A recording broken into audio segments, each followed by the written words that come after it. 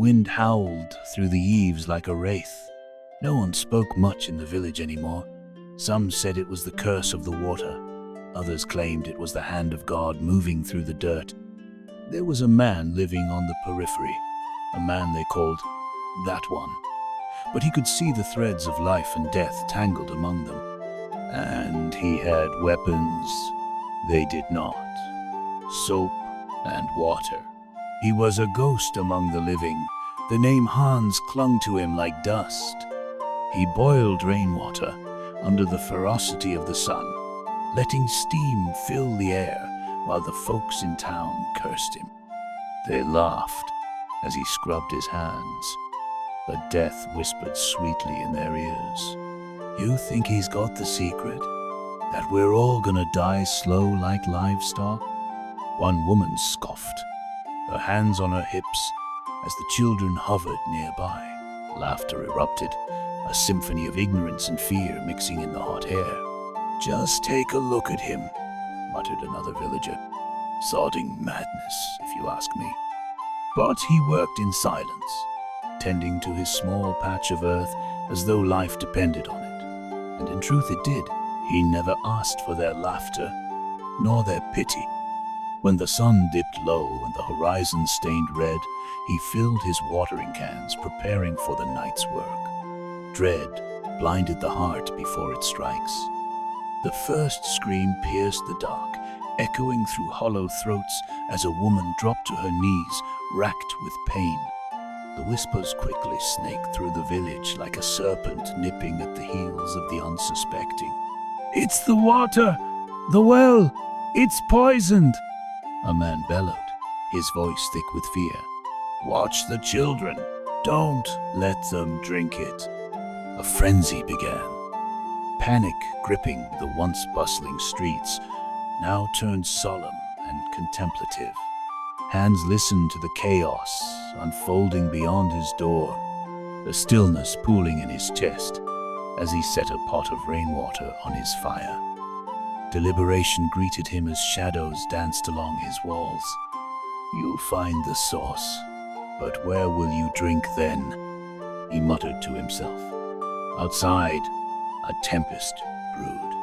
The sound of boots thudding against the dirt echoed ominously as more people succumbed to the ominous sickness. Eyes turned to him. Accusing fingers pointed towards the house that held water, that held the means of survival. With each passing day, threads of life entwined tighter around the remaining souls. The land grew still, as if time folded in on itself. Hay lay rotting in the fields, while flowers wilted and the soil cracked. The cares of life slipped tantalizingly out of reach. Then they came to him, first in whispers, then in broken words. A woman with bruised skin and a child at her side appeared at his door, the ghost of desperation written across her face. Can we stay? The sickness, it won't let us go, she implored, her voice quivering like dried leaves clinging to a branch. Take my water, he answered simply, but your heart must be clean, and your hands stained with the dust of survival. She nodded slowly, breath hitching in her throat, ushering her child past his threshold into the relative safety of his abode. There was an unspoken understanding that bound them now. 6 souls finding refuge in what remained of their humanity. Days dripped into weeks. The world outside morphed into a waking nightmare. They learned quickly how to boil water, how to wash hands and clothes, training themselves in the art of cleansing in a desperate fight against a foe they could not see. We ain't living if we're not breathing free, Hans stated one evening, gazing out into the empty fields. The embers of the fire flickered, casting shadows that danced like wraiths refusing to surrender.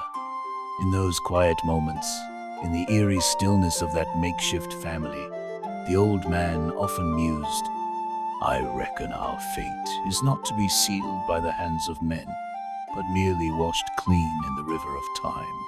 Each word fell softly like petals on baked earth, a reminder that life could find a way even amidst the dead.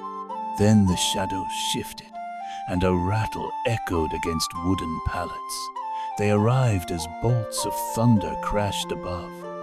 Soldiers, cloaked figures with blackened features, descended upon the desolation. A chilling sense of regret hung heavy in the air. Their leader stumbled forward, desperation clawing at his throat. They took the water. I tasted on my tongue," he gasped, dropping to his knees, pressing his palm into the dirt. Hans stood at the edge of his home, solidarity resting in the calloused hands of his newfound family. "We will not break the bond, but grant them the purity they scorned." The villagers exchanged glances thick with trepidation, torn between fear and the growing burden of morality. They were men once, but desperation hollowed them into forms of horror. As the sun dipped behind the horizon, the threads of life and death intertwined tighter in the folds of forgotten promises and bitter betrayals. But the souls that gathered in his home were living witnesses that mercy could grow even in the ash-strewn remains of sorrow. Time reshaped the land, warmth returning to the earth as the fever broke like the dawn. The remnants of laughter returned, filling the air with echoes of fleeting childhood. Life surged, feed from the small acts of kindness in the face of despair. The flow of clean water bore witness to the renewed spirit among the seven. "Once," the old man said, shaking his head with a smile, "you were that one. Now you're the one that showed us how not to die." Hans allowed himself a faint smile, the shadows of the past flickering away. "I didn't seek to become something, just stayed true to the skin I wear." Their struggles knit them together, and as children washed in the rainwater under the sun, they became a part of something larger, a community forged by the simplest of deeds. The wind swept through the village with a new purpose, lifting the spirits of those who chose to endure. As flowers peeked through the parched ground, truth lingered in the echoes of their laughter, carrying forth the lesson learned. "Our words may fade like ashes in the night," the old man said quietly, reflecting, "but the flow of water and kindness may yet be enough to reshape the bones of humanity." If this story left dust in your throat, join us on this journey. Follow the next trail with us at Medieval Stories. The solace of simple living surrounded Hans and his family of survivors.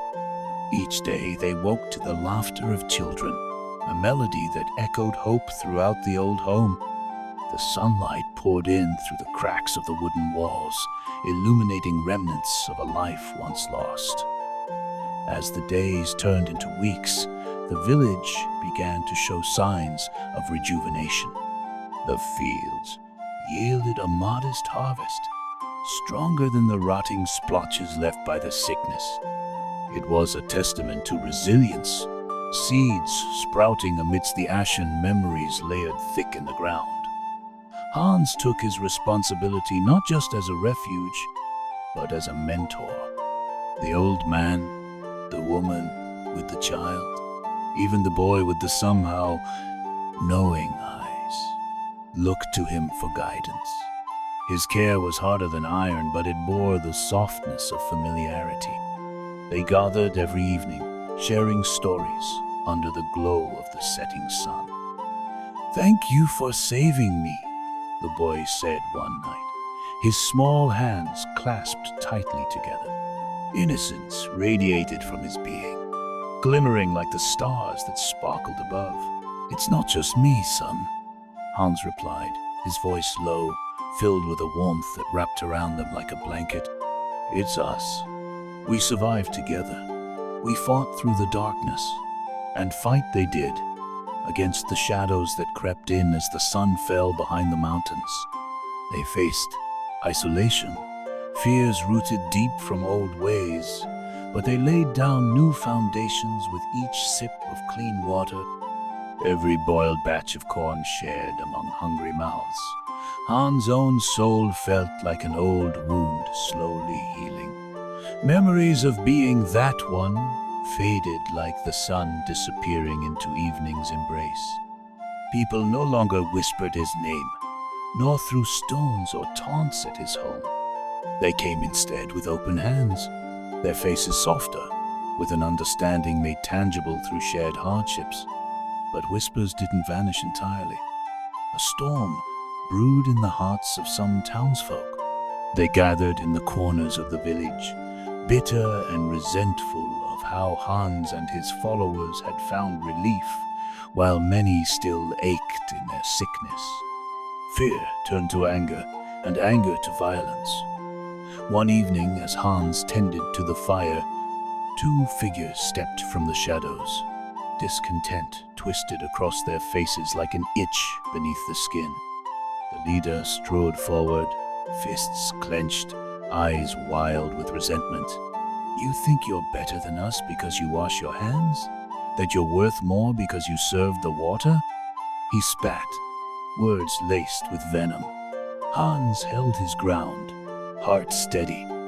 "I don't claim to be better than anyone, but we crossed a river while you sank in the muck." The town's ire brewed and festered, blackening the sky. "You hoard the water like a god. What good is it if it's only for you?" Another shouted, voice quaking with a virtuous delusion. "We made a choice," Hans countered, his gaze unwavering, strength radiating from his posture. "It's about what survives through the darkness, not who falters. We need to help, not fight." Their faces twisted, lost reasons morphed into violence. They charged forward like wolves driven wild from hunger. The air crackled thick with tension, a primal moment poised at the edge of chaos. In that moment, the 6 survivors gathered behind Hans, shadows flickering against the dim light. They stood as one, a wall born from mutual struggle and the bond of knowing what it meant to fight against the grip of death.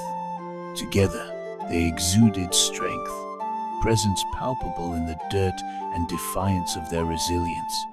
"Enough," Hans yelled, the weight of authority punctuating the night. "You want the water? Then work for it. Join us, share in the cleansing, and leave behind the bitterness." As the words echoed, hope ignited a glimmer in some of the townsfolk's eyes. Hesitation lingered like a deep breath before a reckoning. Some of them stepped back, seeing for the first time how the claws of desperation drew blood from both sides. Moments transformed into eternity, the lines of division shifting in the air. A hand reached out, tentative yet yearning. "Perhaps it's worth learning," murmured a woman caught in unseen turmoil. "Perhaps we've all bled enough." A breeze carried whispers of possibility, and just like that, breath returned to the tangled village, filling it with the scent of renewed purpose, a fragrance sweeter than despair. The shadows shrank, evidence of fear torn asunder by the simple courage to engage. Hans' voice softened as he extended a hand toward those who would listen. "Come then, wash your hands, face the shadows together." They gathered around the fire that night, fewer divisions separating them as laughter and stories threaded between the embers. It became a tapestry, woven from grief and joy, the binding cords of survival united in small moments of understanding. Days turned into months. The air swelled with life as they all tended to their pieces of land, hearts blossoming alongside the crops they nurtured. The village reformed itself like a phoenix, from the ashes of its former self, radiant and alive. Children darted through the fields, laughter dancing with the evening breeze, while parents cultivated their soil, splashes of joy woven through simple labor. They washed their hands, respecting the basics of cleanliness, growing in unity with the cycles of nature. Hans remained the steadfast shadow between them, a torch-bearing figure who refused to flinch against winds of uncertainty or shadows of doubt. His influence stretched wide, carving fresh paths and roots, but he carried the burdens of yore in his heart, echoing reminders of past taunts and dark days. As time wore on, the village thrived, and hearts began to resonate with the harmonies of forgiveness and renewal. Yet, scars lingered in the air as the old tale revisited, whispering through the trees. The ghosts of the past haunted the edges of their bounty, hidden beneath leaves of resurrected life. Would they remember the lessons learned?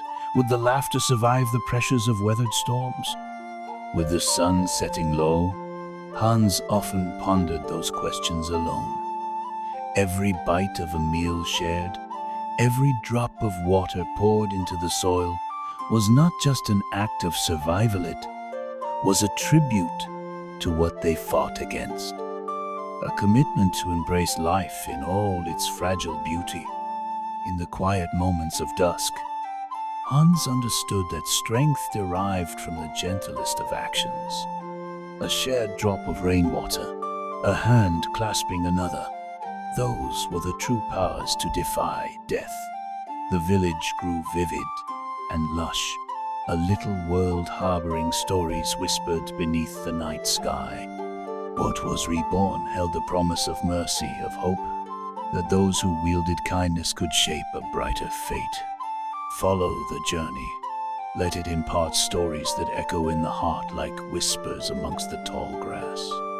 Join us at Medieval Stories to explore the paths that carve deep into the soil of humanity. Subscribe now to witness life's tales unfold and hear the stories our ancestors left behind. Seasons passed like whispers on the wind, the once barren village transformed into a vibrant tapestry of life. The fields were no longer a desolate reminder of loss. They flourished, stretching toward the heavens like prayers woven golden and green in the fertile ground. Each morning, sunrise broke through the horizon, casting hues of orange and pink that kissed the village awake. Yet, amidst the bloom, something shifted beneath the surface. While daily life unfolded with laughter and connection, the quiet echoes of distrust clung like shadows. Even in the unity forged by shared struggle, old fears surfaced unsettlingly. Unspeakable words lingered unaddressed, gnawing at the edges of the community. Hans watched, a sentinel on the brink of battle, as old wounds reopened silently among the villagers. At market gatherings, glances exchanged were weighted with the suspicion of those who remained mere witnesses to transformation, unwilling to step into the light of vulnerability that accompanied change. "It's about respect," a man grumbled one afternoon as they prepared to sell their wares in town. The supply of goods increased, yet his face was stormy, clouds gathering around his brow. "They can't just take from us, because we're kind now." "Kindness begets kindness," Hans replied, shifting crates of apples with a gentle motion. "What was once buried in ash now refines us. Growth blooms from the strangest soil, my friend." The man scoffed at the suggestion. "You're too soft, Hans. They see the good in us as a reason to exploit our efforts." Murmurs surged, the villagers echoing the sentiment in dark corners. That evening, after the market's sun dipped behind the mountains, Hans gathered the surviving family in their humble home, the flickering glow of the fire illuminating several solemn faces. "They called me a fool for believing in them," he began, his voice steady yet weary. "But perhaps I alone hold no place in their world. I foster trust. We must become conduits of that spirit." Eyes met with hesitant agreement, but questions hung heavy in the air. The old man rested his gnarled hands on the table, its surface worn from years of labor. We are not naive, Hans. What if they do not return the trust we extend? What if they strike again? A silence took hold, each heart sinking with the rhythmic pulse of uncertainty. Yet Hans remained resolute, grounded in the light of the choice they had made. Every flower needs the sun to thrive, he reminded them gently. We need to offer warmth, not guard ourselves behind walls of suspicion. As dread slithered through the cold night, Hans closed his eyes and envisioned all the faces carved by hardship. They were no longer simply their fears. They were the essence of creation, worthy of every ounce of compassion. That was the life he wanted to cultivate, one that promised redemption in the face of overwhelming darkness.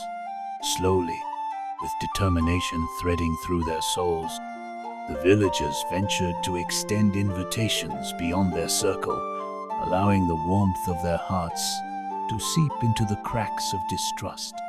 They prepared gatherings, inviting those once considered adversaries to share in their bounty. "Let us not hide our blessings from the world," said the woman whose bruised skin had now healed, a testament to overcoming the shackles of past sorrows.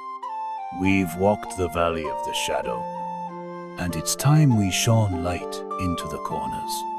So the feasts began, simple celebrations brimming with offerings of bread, clean water, and stories woven from resilience.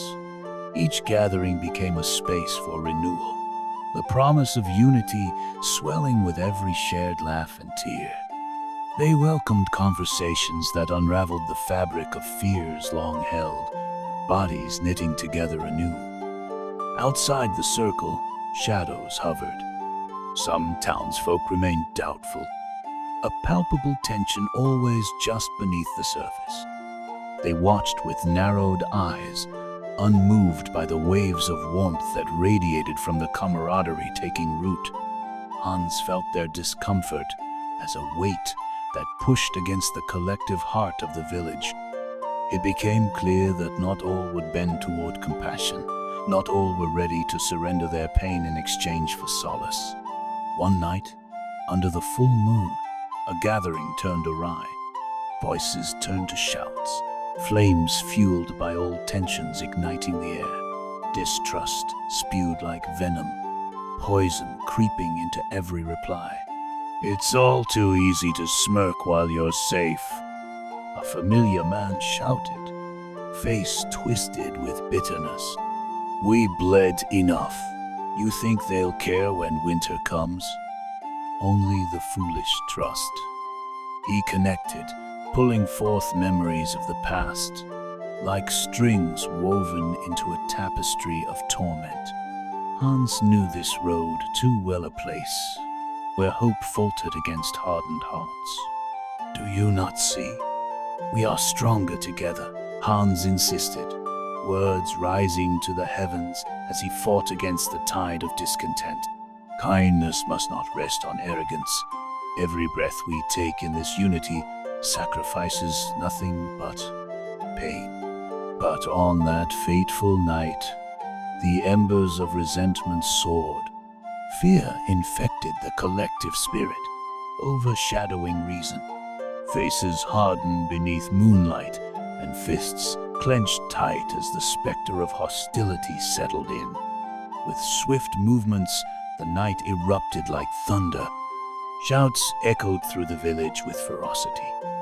A tempest unleashed as accusations were flung like arrows, targeting not the guilt of the past, but the promise of a new dawn.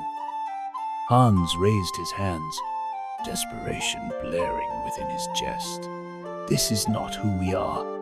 We have overcome the darkness. We can choose to be better." But voices grew hoarse. The night swirled into chaos. Shadows pitched against the firelight, and in that whirlwind, Hans gripped the remnants of his fragile hope, steadying himself against the storm. Yet, amidst the clamor and potential violence, moments of clarity emerged. It came from the old man, his voice a fragile thread binding the crowd. In our battle with shadows, we must hold on to how far we have come. His words resonated among those who had transformed, a painful reminder that sacrifices were made for their growth. In that pivotal moment, tears sprang up like unspent fuel, catharsis threatening to break free. The storm stilled, crackling thunder pivoted into quiet reflections. Perhaps there lay solace in brute honesty, a faith renewed, a space for healing. If unity had risen from ashes before, then who was to say it could not rise again? As silence waveringly cloaked the night, Hans stepped forward. If we choose darkness, we end our tale here. But if we embrace what binds us all, as a community, we can carry forward together. He held his breath, waiting for that fragile moment when doubt transformed into possibility. There were hands outstretched now, trembling with uncertainty, reaching not for confrontation but for connection. One by one, voices became softer. Words turned tender as apologies mingled with understanding. In that fleeting moment, something ancient shifted, grappling joy from sorrow, binding them all in an embrace of what it meant to truly share oneself.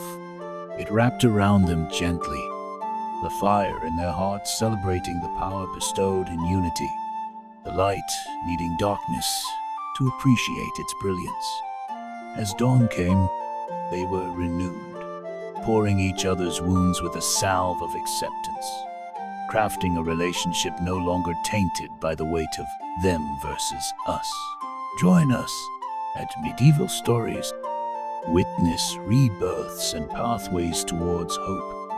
Let us journey together into realms where every heart can find its voice, and every tale worth sharing awaits. Subscribe now and become part of a shared experience woven through time. The sun broke over the horizon, spilling light across the village as fragile as the newfound bonds formed the night before. The air shimmered with the promise of unity, a reminder of how resilience and empathy could transform fear into understanding. As the villagers emerged from their homes, trepidation still lingered but began to dissipate like fog defying the sun. Hans gathered his newfound family in front of the now familiar gathering space. The fire pit where once it was a source of division now became a symbol of hope. He could feel their apprehension but pushed forward, determination coursing through his veins. Today, he began, his voice strong yet soft, we will plant our seeds together. Let our hands be the tools of regeneration. Let every person here know we are more than what we were yesterday. Encouragement flowed from the survivors, a tide of grateful nods and reassuring smiles. They gathered seed-scorn beans, tomato each packet, a testament to the fruits of their labor, the fruits of their renewed spirit. One by one, they moved towards the fertile earth, kneeling to press their hands into the soil. This act felt sacred, a communion beyond mere agriculture. Children giggled, adults offered hushed jokes, and laughter filled the air, lightening hearts that were once heavy with doubt and sorrow. As they worked in tandem, tension from the prior confrontation lifted slowly, like a clenched fist unclenching, releasing the tightness within. Faces once darkened by bitterness began to reveal smiles, each expression a testament to the healing process. Each turn of soil unearthed layers of connection, unearthing stories that united them in the dance of life. Doubt whispered from the corners, though. The shadows confronted Hans, nudging him with reminders of lingering distrust that hid beneath the surface. The man who had raged during the argument remained silent. An eye turned on the chores, a spark of resentment still flickering. Strength grows under the sun, Hans asserted softly, feeling the cool breeze brush against his skin. But it must pull nourishment from the earth. Just as we nurture crops, we must cultivate kindness. The villagers paused, eyebrows raised in reluctant acknowledgement. Suspicion slumbered still, hovering like a storm cloud, waiting for the right moment to unleash its fury. But as time trickled, laughter poured forth, transforming the atmosphere into something warm, inviting. Hours passed. The sun climbed higher in the sky, pouring golden light over the land. Conversations bloomed into stories shared, while hands worked dedicatedly in the soil. They spoke of the past, of struggles etched within them, but also of dreams stretching into the vast horizon. Through the laughter and sincerity, Hans spotted the old man on the periphery. Despite the warmth of the crowd, his features remained a creased mask. The village's openness seemed to swallow him whole, leaving him stranded at the edge, hesitant to touch the voices surrounding him.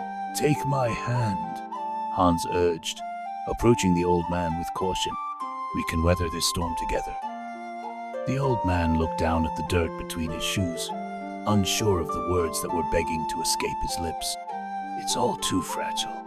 What if they turn again? What if this moment fades like smoke?" Hans felt the weight of his words, but he smiled gently, kneeling beside him so their eyes met. "Every moment of life is fragile," he replied, "but we can choose to nurture what's before us instead of fearing its end. Together, we can withstand the tempests."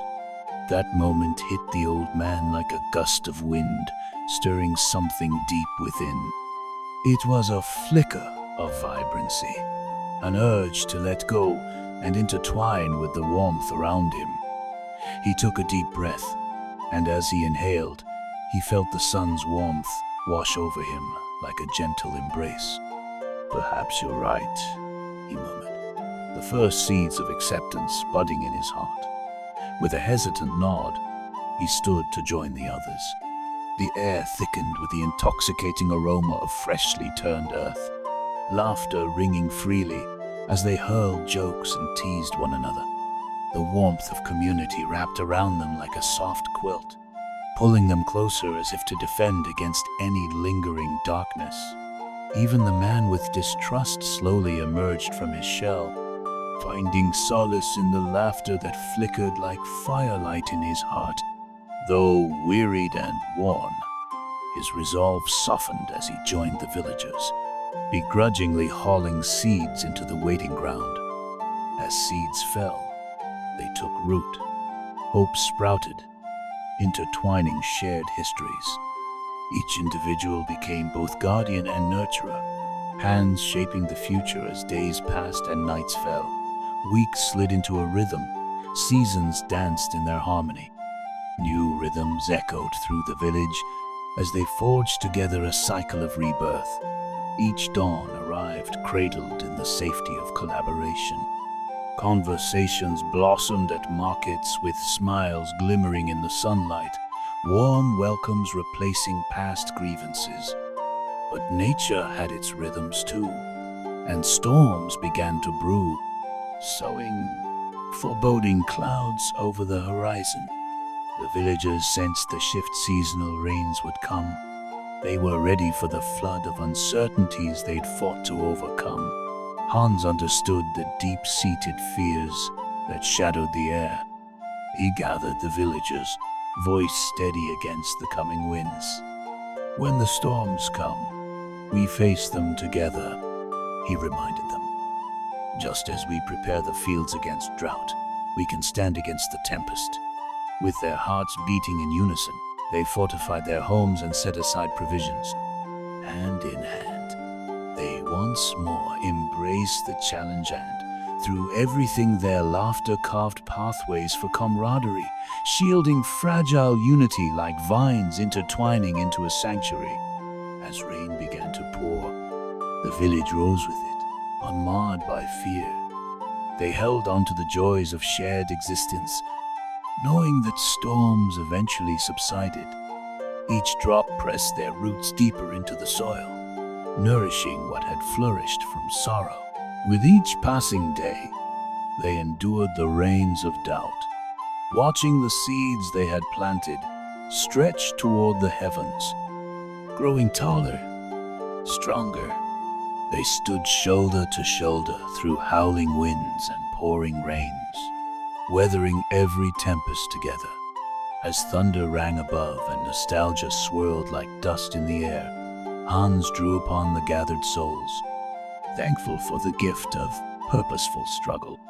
They were fighting, not merely against nature, but against the tides of separation that had threatened to drown them. Through the tumult, they were bolstered by the laughter of children who played in the puddles, each splashing footfall a celebration of survival. And in taking such leaps into happiness, they began to recognize that light flourished in the wake of adversity. Thus, the village was reborn, not merely as soil tilled, but as a family forged in shared struggle. Together they had weathered the storm, planting seeds of strength that would flourish in time to come, watering the lands of their legacy. Embark on a journey with us at Medieval Stories, where the triumph of the human spirit weaves its way through each narrative, weaving connections that bind us all. Subscribe now and uncover the richness of tales that shape our very existence. As the storms cleared and the vital sun returned, the village thrived under its rays. Warmth wrapped around the homes, intertwining with the laughter of children and the soft rustle of the crops that reached toward the heavens. The air was filled with the scent of earth, enlivened by rain, a reminder of all they had survived. Amidst the bounty, the villagers gathered, intentions shifting from mere survival to aspiring for something greater. They began to dream of a future built upon the foundations of trust and cooperation. Ideas flowed like the river that edged their borders, joyous discussions centering upon possibilities that flourished in their newly forged unity.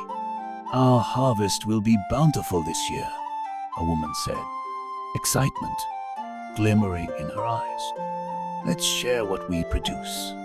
We can bring our goods to the neighboring villages, extend our ties, and grow together." This idea sparked vigor among them, conversations rising with hope and laughter. As each spoke, weaving their personal aspirations into the collective vision, they realized they were not only creating a village, but a legacy that flowed from the depths of shared history. Hans stepped to the forefront, exhilarated yet humble in the face of their desires. Every seed sown now intertwines with the spirits of those who fought before us.